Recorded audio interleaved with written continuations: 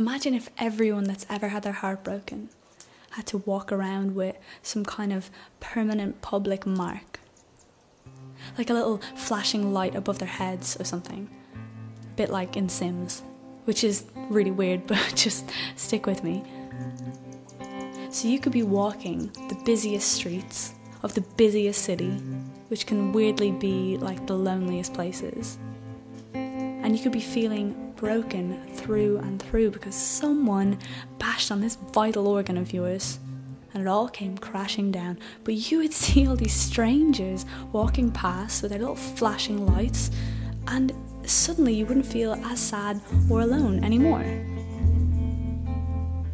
And they wouldn't need to give you a sympathetic nod when you pass, but just the fact that they are out in the world, walking around and getting on with it, whether they had their heart broken last week or 20 years ago, would be encouraging.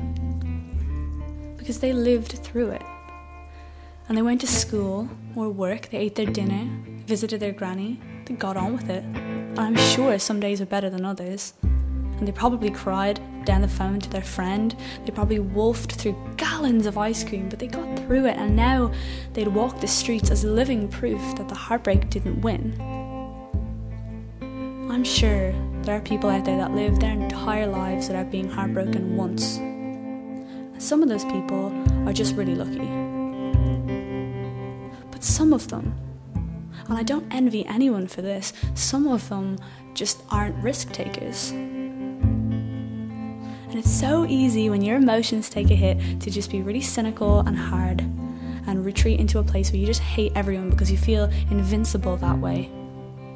And if you don't take risks, then you'll never reap the benefits from the risks that turn out to be worth it.